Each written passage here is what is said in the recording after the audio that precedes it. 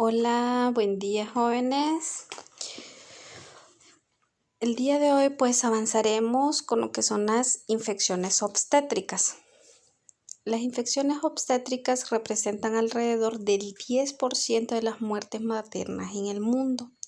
La mayoría de las muertes se producen en países en desarrollo y de bajos ingresos.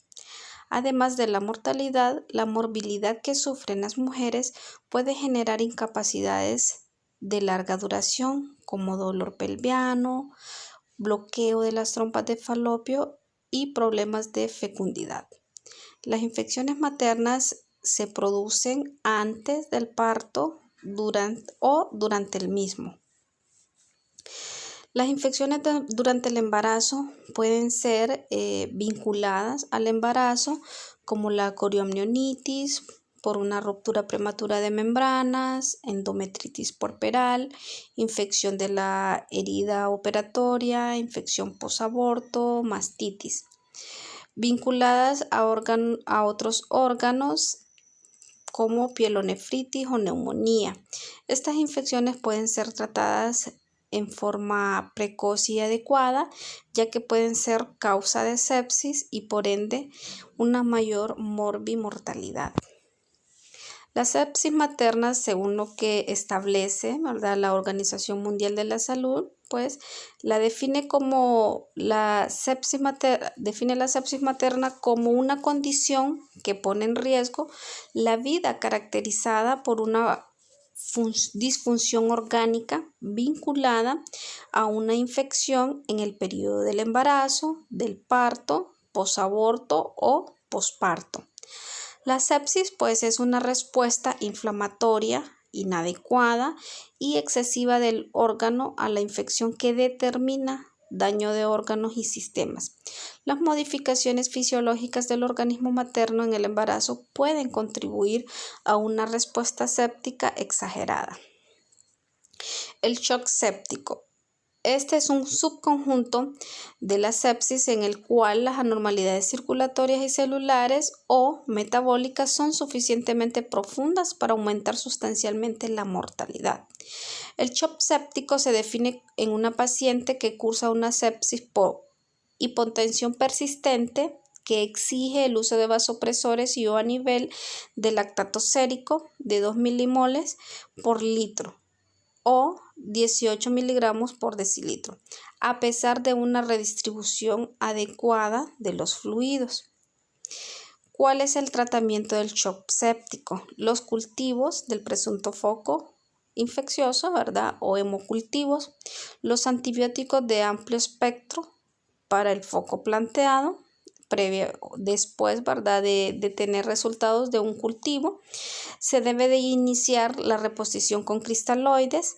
En pacientes con sepsis e hipotensión o hipoperfusión se recomienda la infusión de soluciones tibias, 4 mililitros por kilogramo en bolo cada 15 minutos con un máximo de 30 ml kilogramo peso en las primeras horas de tratamiento para optimizar el gasto cardíaco, la precarga y poscarga y la contractilidad.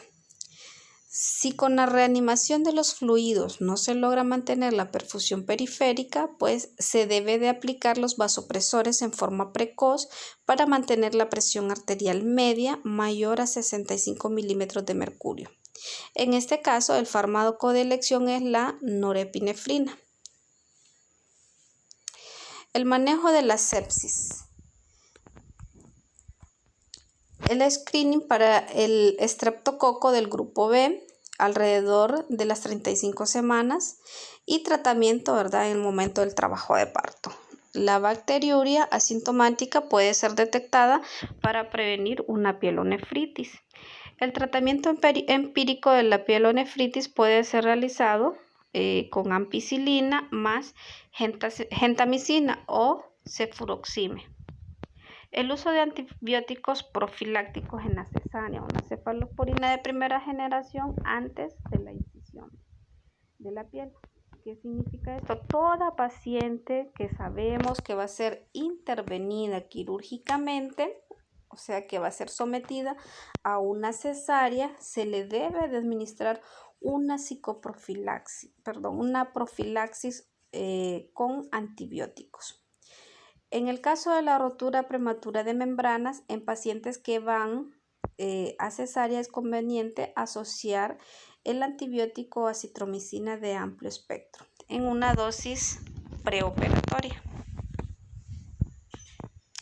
En la ruptura prematura de las membranas de un pretérmino debe realizarse antibiótico profiláctico. En la ruptura prematura de membranas de término, iniciar los antibióticos 12 horas a las 12 horas de la ruptura. El régimen de tratamiento de la corioamnionitis es ampicilina más gentamicina o una cefalosporina de tercera generación. Y en el caso de diagnosticarse una endometritis puerperal, debe indicarse el tratamiento adecuado, que puede ser la combinación de clindamicina más gentamicina. ¿Cuáles son los factores de riesgo? Una técnica antiséptica inadecuada, la manipulación excesiva del canal de parto, la retención de fragmentos de placenta o de las membranas ovulares, anemia, el parto prolongado, la ruptura prolongada de las membranas, el mayor de las 18 horas, exámenes vaginales frecuentes. Y aquí la importancia, miren, de evitar el excesivo tacteo vaginal. La norma nos dice que no debemos abusar de 4 tactos vaginales. Ya se los mencionaba en una clase anterior. Imagínense cuántos tactos recibe la paciente. Llega a la emergencia, tacto vaginal del interno. Y si el interno tiene dudas, le dice al general que le haga el tacto. Llega el general y le hace un tacto. Llega a labor, quien la recibe para corroborar de que entró con el tacto que dice en el expediente, viene y le hace un tacto vaginal. Solo ahí llevamos 3 tactos vaginales al momento del ingreso. Y todo el tiempo que pasa la paciente. Entonces, vean ustedes que como personal de salud nosotros podemos provocar ese tipo de infecciones.